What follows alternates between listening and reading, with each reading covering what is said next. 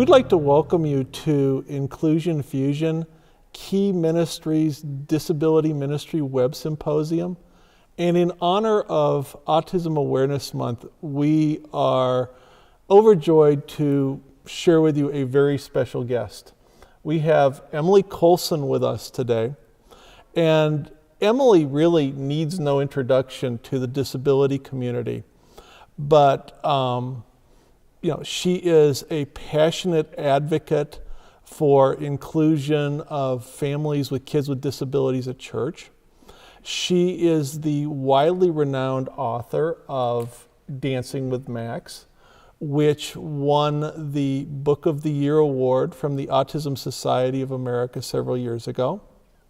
I have had the privilege of seeing Emily speak in person when she was the keynote for last year's McLean Accessibility Summit. And she has wonderful things to say about how God has worked through Max and through their family situation to be a blessing to other people. And we are thrilled to be able to share her with you so that she can be an encouragement to you today. So welcome to Cleveland, Emily.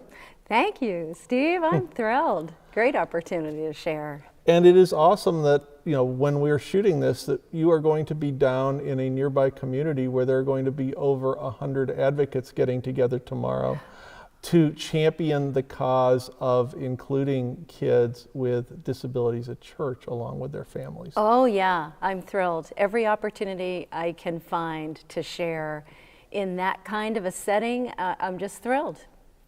So one of the things that I've found is that a lot of times when folks are raised in the church, it's something that we very much value when it's time for us to raise our own children. And I'm a little curious, what was your experience of church like when you were growing up? And how were you impacted when your father went through a very public conversion and during your formative years started to develop a very public and widely known ministry? Well, when I was growing up, my mom tried really hard to get us to church. I think the three of us, my two brothers and I, were probably more disruptive than Max has ever been. And we didn't have autism. We were just full of beans. And I think my mom sort of gave up after a while because we just didn't want to be there. It wasn't personal. We didn't really feel that connection. I was in high school when my dad became a Christian. And yeah, it was public. It was in every newspaper, it was on the news, a lot of skepticism. Is he really a Christian? Is it really the old Chuck Colson, or is this a new Chuck Colson? And I think watching my dad hold his ground in his faith and in what he knew to be true, despite a lot of public ridicule, had a pretty big impact on me. And I think watching that change happen in my dad, he really did become a new creation, as Scripture talks about. And I found a dad that wanted to be there for me and had a softer, much kinder, gentler side. He was still type A. He was type A his entire life. But he was driven in a different direction in wanting to serve the Lord. He had a huge impact on my life. I think when I was in my toughest years with Max, I had gone through a divorce when Max was very young. He was just 18 months old when I was suddenly by myself and went through a horrible divorce. Actually, there is no other kind of divorce. It's horrible. And we hit those years when Max was 7, 8, 9, 10. Those were the toughest for autism. And I used to come downstairs when Max was about 9. I'd get him into bed and I'd hope he'd sleep for an hour, maybe, or 2. You know how that is with our kids. Oftentimes they don't sleep. And I'd sit in a rocking chair and just stare at the wall because I just wanted everything to stop. And I just needed to stop feeling, and I was too tired to go upstairs and go to bed, if that makes any sense at all. And I would think about what God did in my dad's life. And I would think it was when my dad was at his lowest. He had no open doors. He had nothing that made any sense in front of him, that he had a straight line. He was at the bottom. He'd gone to prison, really lost just about everything that he thought had value other than his family. And that's when God said, okay, now I've got something for you.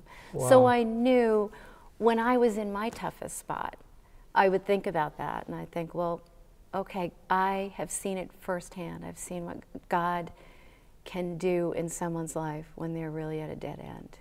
And that inspired me tremendously to get through those really tough years. But where were you at between your teen years and that time when your relationship with Jesus became really important to you? Because I'm not sure that if it wasn't important, that you would have turned to him when you were sitting, in the chair rocking Max late at night. Yeah. I had actually given my life to Christ when I was in high school, but I had no idea what that meant. Who does? Someone approached me and it made sense and I said yes, but then there was nothing else. I didn't know what I was supposed to do. I just knew there was something. And nothing dramatically changed in my life, but I was definitely a seeker. And it wasn't until I was in my 20s, maybe mid-20s, that I got a little more serious about it. And actually, it's kind of funny because a lot of people, when their life is a total mess, they want to seek God and find out who God is. For me, my life was really lovely at that time. It was so neat and tidy and perfect that I thought, I think there has to be something a little more. This can't be it. Yeah. That I just have a great job and husband and lovely home and everything's just great, and it felt a little bit empty. And so I'm really thankful that I began to seek who God really is and who Jesus is, because when it really fell apart, I already had that. I can't say that I understood it all, but I knew God had me. So you had it when Max came along, and having grown up in church, but having it not be, sounds like, terribly important I can't to say you. I really grew up in church. Yeah. Okay. My mom tried. So, I mean, when you knew Max was coming down the pike, what did you want at that point in terms of a church experience for him and for your family? Well, that's when we started going as a family, and I was expecting Max. And that's what I wanted for him. I wanted him to know that experience of a church community right from the start. I wanted that for me. I think just starting a family for me signified something a little bit different, that I wanted my life to be more grounded, and I wanted our family to be more grounded in Jesus. Okay. And so you and Max's father were pretty well connected and had a church that you called home and that you identified at the time? Sort of. Sort of? Yeah, sort of. Okay. Sort of. I kept going. I'm really thankful for the church and how they have loved us. When everything fell apart and I was suddenly by myself with Max, I kept going to church and they kind of scooped me up. That's exactly how it should be. Yeah. How old was, so I assume, Max was born, no reason for anybody to think there was anything different. Right. So how old was Max when either you or his pediatrician or other folks started to wonder whether his development was going to take a little different course? Pretty early. Pretty early. Actually, I think if I were having Max now and we're so much more savvy in autism, I think we could have picked it up by 6 months, because he wasn't making eye contact. He was refusing eye contact, crying all the time. You'd change the lights and he would have a 2-hour, crying meltdown. Clothing, anything that touched his skin. He wouldn't go near plaid. I mean, there were things which everybody knows is a sign of autism, fear of plaid.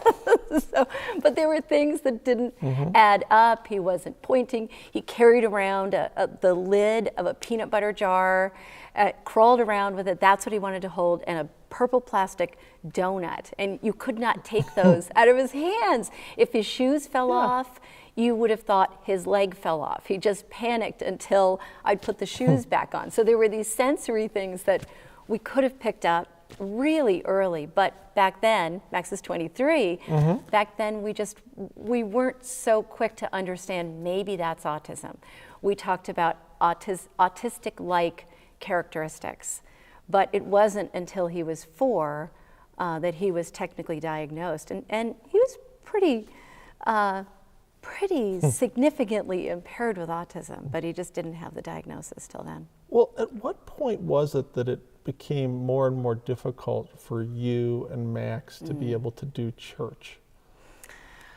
Well, when he was young, we could go because I would bounce him on my knee and the music was playing and he was having a great time, and I'd go in with him into the kids' room, and that wasn't ideal, but we could do it. And then I think it really was probably around 7 or 8. And at 7 or 8, nothing worked. We stopped going to the grocery. We stopped, he couldn't make it through the school day. He'd make it 2 hours and the teacher would call, I think he needs to come home. We just stopped going everywhere. And it became pretty clear that Max couldn't really sit in the sanctuary and listen to the service because he was much too wiggly. That was the expectation in your tradition, as opposed to him going off to something sort of age appropriate for him while the parents worshiped. Yeah, and the age appropriate things were not appropriate for Max. When it was hands-on and it was younger, I could be in there and make it work, but all of a sudden the kids were sitting at tables and reading and discussing, and that was as far from what Max wanted to do as anything.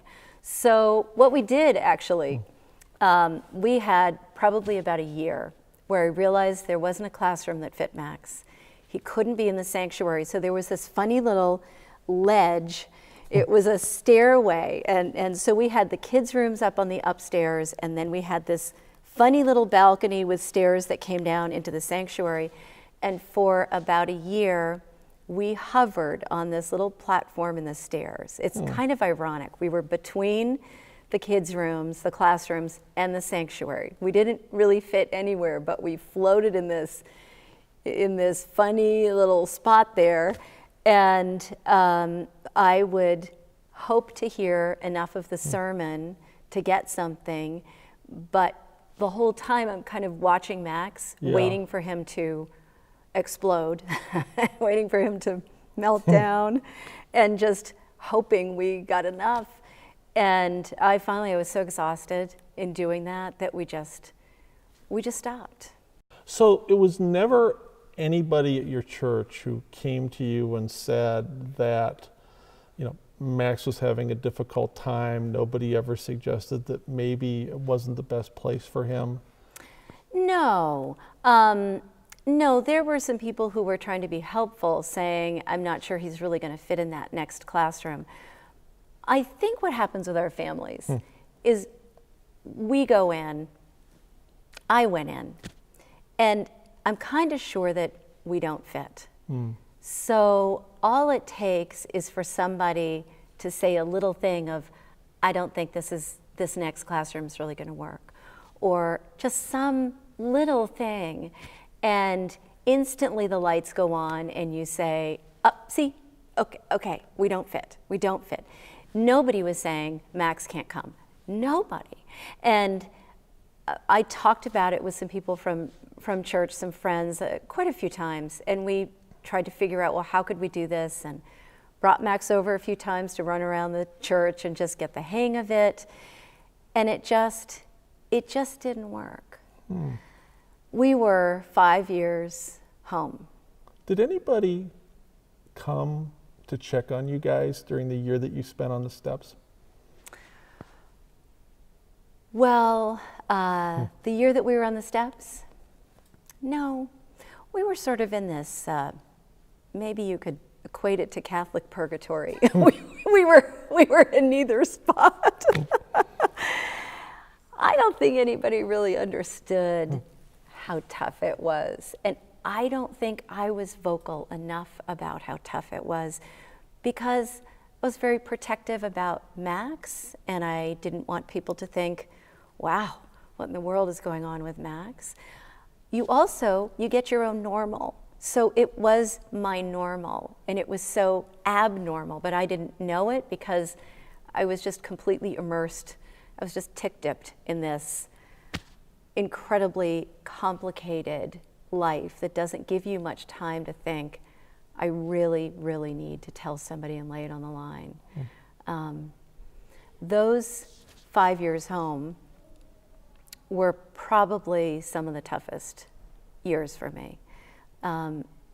Sunday mornings were the toughest because I'd look out my window and I'd see people going to church, and well, we live in Boston, so most of them were going out for coffee, yeah. Right?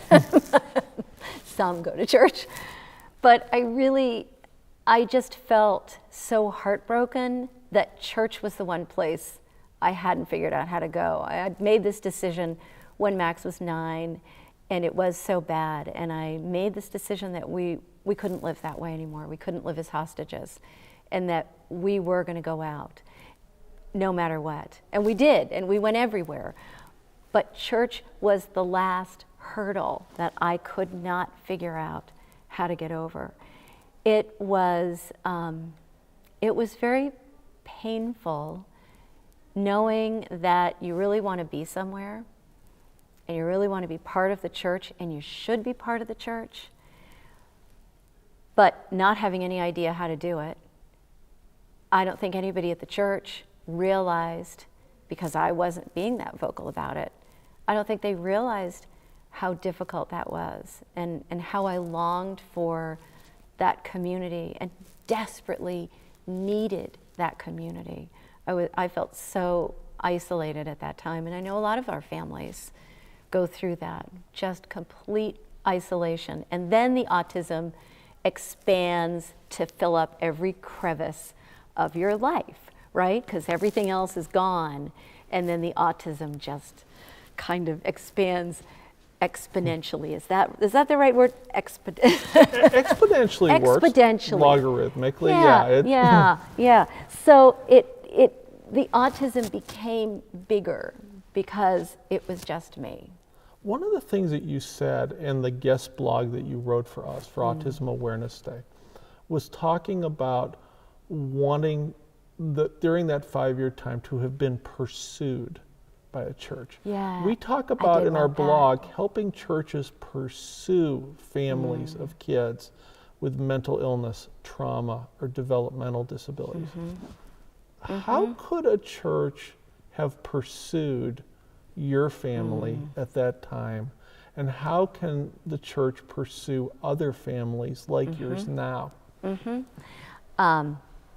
I know just what would have made a difference for us. We had some friends in the church, and we maintained those friendships. But I'll tell you what's interesting. I didn't feel like that was the church. I felt like those are my friends. And I would have loved it if somebody from the church, maybe somebody I didn't even know, called me. And I say this to people, call a family. If there's a team of 3 people, to say, we're going to call you once a week. And if you have a need, we can pray about it. We can just check on you. We'll see how you're doing. If they get to know your child and want to know your child, I mean, that's such a strong statement from the church when they reach out to the family out in their homes, not because they're coming in, but reach out, because a lot of times our families don't know how to come in, and we're not sure we're welcome. And we look for all these indicators. Is there a disability ministry? Is there somebody else with a disability in there? But we are scared to come in, even when there's something there that exists. But if we could reach out as the church, there are so many families around every single church with a loved one with a disability. We sort of wait for them to come in, but if we know where they are, make a phone call and say, can I call you once a week? Or can we have a team call you? If you don't want to talk to us, fine, you can just tell us that, but we're here for you. We're here for you. You would really hit it off well with Libby Peterson. And Libby is the vice president of our board, and she is a family ministry director at her church, Bay Presbyterian on the west side of Cleveland. And they launched Relational Respite, where they asked families to identify folks living on their street who might be in that situation, and then small groups get together and couples take turns providing them in-home family respite. That's so great. With the idea that it ties them into the relational fabric of the church. But I'm curious from what you said, when you folks kind of disappeared when Max was 8 or 9, did anybody notice? And would it have made a difference if after you weren't there for 2 weeks or 3 weeks or 4 weeks, had someone called? Oh yeah. Oh yeah. I think it would have made a tremendous difference. I think it would make a tremendous difference for other families. I'm actually really thankful for the experience I went through. I know that probably sounds so strange, but I'm thankful because I now understand what other families go through in wanting to be in a church and just that difficulty that happens and what that feels like. And that's part of what God has used to give me a passion to make a difference in that area and to help churches see the beauty of what happens when we really do bring these families in and these beautiful people with disabilities, how that transforms a church. I think the reaching out piece is critical. If we wait for them to come, they're not going to come. They're not going to come. They're not going to come. What drove you after 5 years away to do whatever it was going to take to go back? Well, you know what, Steve? I had made this decision that we were going to live bold and brave, and we were not going to live as hostages of autism. And we'd had beautiful experiences because of that. We'd had a lot of disasters. But my decision was we would keep going. And I realized that church was the one thing we couldn't do. Now, Max had also, which was just such a great thing, he had asked to be baptized. And so my dad had the great honor of baptizing Max. And it was a tremendous, beautiful experience. I wrote about that in Dancing with Max, and it was just really one of the highlights, I think, for our family.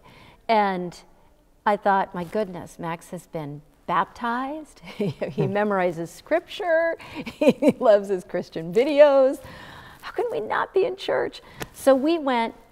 We went one day. I had this great plan that we would go to the one thing Max always loved about church when he was young, and he loved it to be over.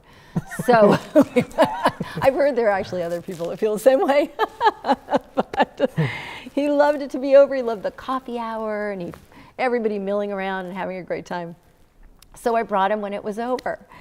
And I had this really great plan that I would bring him, in increments of 3 minutes or 5 minutes earlier each week, and eventually he'd get into the service, and that was my idea. But God had so much of a better plan. Happens. Isn't that something else, how he has better plans?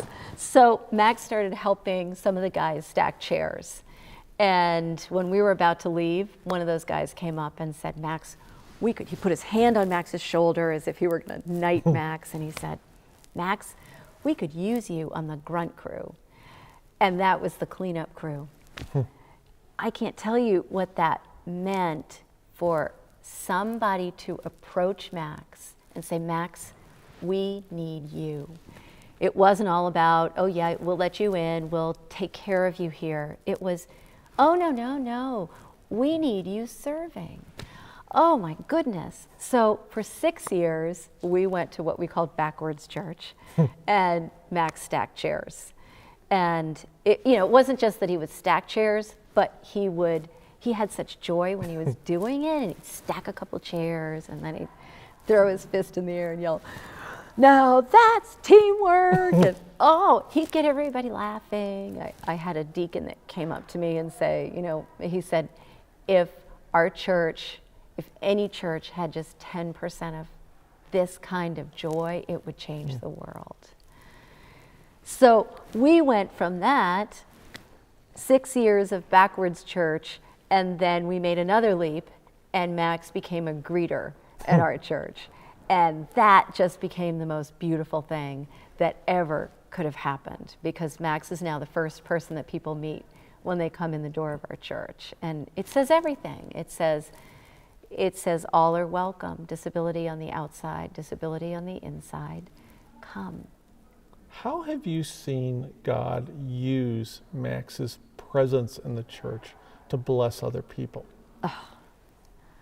Over and over. I could almost cry with that question. Over and over, I've watched it. We had a profound experience last year, Good Friday, almost a year ago now. I brought Max to church, and he had his Sunday morning routine. So he greets, and then he sits at the Welcome Center, and he fills out a sermon worksheet, and he can listen to the sermon on a television, and then he goes in and he stacks up the chairs. So bringing him on a Friday night was a little bit unnerving, because he would lose his routine. We had 3 or 4 other churches worth of people in our sanctuary, because we were the only one that did a Friday night service. So one of the deacons came out and said to me as we're sitting at the Welcome Center, he said, "Emily, we can't bring communion out to Max tonight, so the only way we're giving communion is to have everybody go forward." So he said, "What do you think? Do you think Max can handle it?" I said, "Well, we've got about 200-300 brand new people that don't know Max in church. It sounds like a great time to start." So I brought Max in. We waited till most of the people had gone up and received communion, and Max got in line. I had a little worksheet with, here's what we're going to do, and here's what communion means, and the blood, the juice is the blood of Christ, and the cracker is the body of Christ. And I wait in line, I get the communion, and then I walk right out. Well, we got in line, but Max panicked. That church was so full and so quiet and dark, and he screamed out, "I want to go home." And I could see every face turn. All of a sudden, I see this sea of faces on me. And I felt a little nervous, but I thought, he's not running. Usually he would run. And then he took a few more steps and called out again. And then I could see that the people that were looking at us were smiling. And they were kind of loving us forward. Max called out 4 times before he got up to the front. He didn't quit. He was afraid, but he wasn't going to stop, because he knew how important this was. He got up, he took the juice, he took a cracker, and then I think he thought they looked pretty good, so he took a whole handful. I said to the pastor, "He just wants more of Jesus." That's all. Fabulous sermon illustration. And I could see the pastor is he's laughing on the inside, and his shoulders are doing this. Everybody is looking forward, smiling at Max. And then Max turned around and he faced the congregation. He didn't follow the rules. He was supposed to walk right out. He faced the congregation with, of course, everyone looking straight at him. And he held up the juice and he recited scripture. And he said, "This is my blood shed for you. Drink this in memory of me," or "Take this in memory of me." Sure Max isn't being called to be a pastor? He is. Maybe he is. And then he took the Then he did the same with the cracker. And this is my body broken for you. Take this in memory of me. And then because Max loves to watch EWTN, the Catholic channel, he kind of did this kneel and this other kneel thing, and he held it up. And then he took it. And all of those people that were watching us, their faces just went white. Their smiles dropped. People were crying. Wow. He walked out. People flooded around us in tears, saying, I've never seen anything happen like that. Had Max not disrupted the church, everybody would have missed where God was working. Had he walked up quietly and politely taken communion and walked out like everybody else did, nobody would have seen the beauty. Our church that night was completely transformed. Wow. You know, the title of your book, you know, Dancing with Max, you know, conveys the notion that that's been, you know, very central in terms of the impact that he's had on other people. Maybe you can tell us a little bit about, you know, where you got the inspiration for the title of the book. Max is a dancer. I can tell you that. He has this joy thing that comes over him, and it is completely contagious. And the Dancing with Max, actually my stepmom came up with that title, which fits so perfectly, because the dance is any of us that step into Max's world and Max's life and join into the beauty. But he actually does dance, and I wish you could see him in our church, because it's extraordinary what he does. He was there one day, and he comes in at the end, and he doesn't sit for the service because he has his job at the Welcome Center. And so, but he loves to come in and dance with the music at the end. And he just takes up the whole back of the church. He does this huge sort of yoga gone break dance kind of thing. And it's just beautiful. So we were there one day. It was actually one of the first days that a gentleman had stepped in to help Max as kind of a buddy. And he partners with Max, Gary. He partners with Max when he greets now. And so this was his first day, and I think he was a little nervous and not quite sure, what do I do with Max? And so I was there with him. But when the music started and Max ran in to dance, I thought, I'm gonna stand back at the door and let Gary go in. Well, Max, of course, started dancing. Everybody that Max got close to started to dance. And then I see Gary, who is this ex-military commander, I see Gary get swept into it. He's dancing. Somebody nudged me to look up on the stage, and I see the music team doing this. Max has this sort of pogo stick dance that he does a lot, and they're all doing the pogo stick dance. She nudged me and she said, Emily, the music team is dancing with Max. Well, I looked at that church, and I saw such beauty in the back. Everybody that got close to Max got swept into that freedom and that joy and that beauty. Everybody that could see him up on the stage got swept into the beauty. But the interesting picture I had is that 90% of the church was facing forward. They were in front of Max. They didn't see him. They were standing, they were singing the words that were on the up on the screen on the stage, worshiping, doing exactly what they were supposed to do. They weren't doing anything wrong at all, but nobody saw the beauty of what was happening behind them. Nobody turned around. They weren't doing anything wrong. They just didn't know there was more. And that's what churches miss out on when they don't invite families like yours to be a part of the congregation. That's exactly it. They just don't know there's more. Well, one of the things we're talking about a little bit earlier today is that I know that, you know, you travel around the country and you're involved in, you know, a number of training opportunities for churches wanting to do inclusive ministry. What would your advice be to churches that want to welcome the maxes of their community, but don't know where to start? Well, I think what we talked about with reaching out with a phone call to families is a great start. I think for us personally, if there had been a program in our church, Max probably wouldn't have fit in that program. But because there wasn't a program, there were people that were willing to allow us to be creative. And I'm so thankful for that, because that creativity just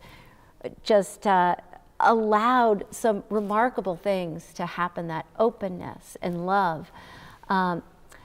We just had one of the most extraordinary events last night, actually, called A Movie with Max, where our church responded to something that happened to us that I wrote about, a blog that went viral, about how we were pretty much pushed out of a movie theater. And it was devastating. And someone in our church read about that and said, I want to do something. She came to me with a 2-week-old baby in her arms, and she said, I want to do something about this. And so she rented a movie theater, and everybody had to buy their tickets and pay back what she rented. But the whole church jumped in and came out, and we had 500 people come last night. That we had lots of people with disabilities, people from different group homes came, people from all kinds of different agencies, people from Max's program, friends of his. But it wasn't just for people with disabilities, it was the whole community coming out, and it was the church coming out. This was the best picture I've ever seen of our church. Everybody coming out and saying, you are loved, we want to be together, we can have fun together, do something together. Everybody, the community, regardless of ability or disability, to be together. This picture was remarkable. And what I loved about it is no one was going in saying, what's in it for me, which is the problem of what happens when people go into movies. And sometimes it's the problem in our churches. It is that we go in and we're in our own little isolated bubble and we think, what am I going to get, and how is this a perfect experience for me? And oh my goodness, somebody is rustling a candy wrapper or clicking a pen, or I don't really like this music and I can't believe we it's so loud, or it's too quiet, or I don't like the seating arrangements, right? And we get all caught up in what is this corporate worship service doing for me, right? And that's what happens often in the movies. This experience was everyone walking in saying, how can I make this a great experience for somebody else? There was such joy. I left there and I thought, this is the picture that God has for us when he tells us to love one another. That's the kind of joy that happens when we don't think this is about me, this is my bubble, and it's got to be just right for me, but how do I make it just right for somebody else? If our churches begin, and the people in our churches can begin to see the joy that happens when we do that, then all kinds of creative things are going to happen. We're not going to get caught up in, oh no, we don't have the staff to do it, and I don't know how to do this, and we get caught up in a lot of details. I think when our hearts begin to change and we understand that the body of Christ is made up of all of us, all shapes and sizes and needs and gifts, and when everybody comes in bringing our gifts to share, we come in, our pockets open, and here's what I've got. Wow, it's extraordinary. So I think there's a heart change that has to happen first.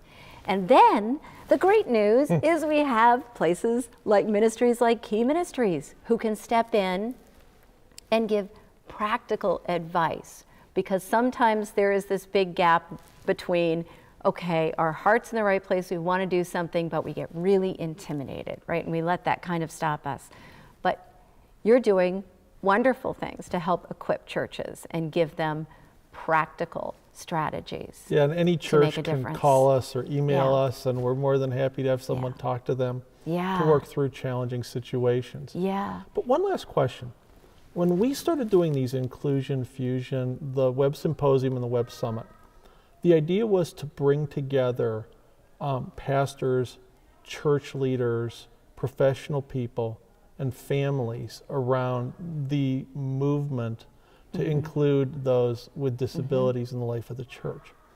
And I know there are going to be a lot of families like yours watching this interview who are going to get very weepy because they would die to have a church embrace them in the way that your church has embraced you and Max, but they haven't found that yet.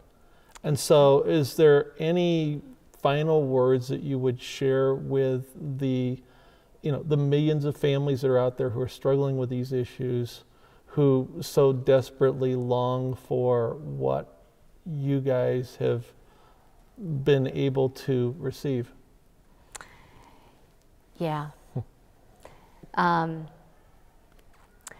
It's hard for me to answer because I know how tough it is, and I know what that feels like to be isolated from the church.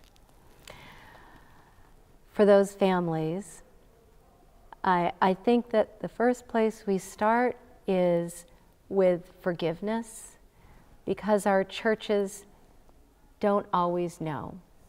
They don't always understand. I know sometimes it feels as if they're intentionally excluding us. I think there are very few cases where that actually happens. I know there are cases where people have been asked to leave the church, and it's really hurtful. Yeah, they come to my office. Yeah, and I know those exist. And that is time to find another church when that happens. And maybe time for lots of people to find another church, because it's not really the right attitude that any of us need. We all come in broken. We all come in with needs. It's just that some of them are on the outside, some of them are diagnosed, and some of them are really hidden well. I hope that families will persevere. I hope that families will express their needs. And I think that if families can find one person in a church that understands, that gets it, and that one person can begin to tell somebody else, and slowly it moves through the church, it takes a lot of perseverance. And nothing happened easily for us. I think now, Max is 23, we have pushed our way through, and there were 5 years when I gave up. But then when I made that decision that we were coming back, I don't know if it was well received by everybody, but we kept at it because I knew it was right for Max, and I knew it was right for our family. And God stepped in. Wouldn't it be great? Wouldn't you think I was so smart if I said, oh, I have this vision. Max will be a greeter, and he'll be on the grunt crew, and he'll sit at the welcome center. That's not what happened at all. I was trying to fit him in what I thought was supposed to be the mold. And this is how we can be at church. If I could just teach or bribe Max to be quiet for the entire service and get through it, that will be church. And God had an extraordinary plan of what he would do with Max, totally unconventional. I hope that serves as inspiration for others that are listening. If there isn't something that fits your family or fits your child, do not give up. But do not stay home. Because how will our churches ever know that our families exist? How will they ever help us to get across the threshold if they don't know we're there? Well, so be vocal, be present, go out, go into the grocery store even if it fails, go in your church even if it fails, go to the movies even if it fails, not because we want to disrupt, but because our families and our kids deserve the beautiful, extraordinary, abundant life that Jesus came to give us. And that's what our families need to do. And other people will be changed in profound ways when we are brave enough to go forward and go out. They do have gifts They to share do. with one another. They And it's almost selfish not to share those gifts Right. with others. Right. I have a dear friend, Sue, and sometimes she'll say, Emily, I want to help you do this, and I want to help Max with that, and I want to come along when you go to this doctor's appointment. And sometimes I say, Sue, it's okay, you don't have to do that. And she'll say, don't deny me. Don't deny me the blessing. And I think, oh, she's so right. She's Fabulous so right. attitude. Speaking of blessing, I think that this is an incredible blessing to a lot of the families that we serve. And I'm hoping that as a result of this, there are going to be lots of people who will reach out and embrace the Maxes in their neighborhoods. Yeah, and thank that you. there are lots of Maxes and lots of mothers and fathers of Maxes who will be bold and courageous and Yeah. step out so that their families can share their gifts with others. Yeah. So thank you for being part of our Inclusion Fusion Web Symposium for April. Emily will be available at designated times throughout the day to be able to chat live with you online. And I'd very much encourage you to be further blessed by checking out her book, Dancing with Max, which is available in hardcover and in Kindle form on Amazon. Thank you.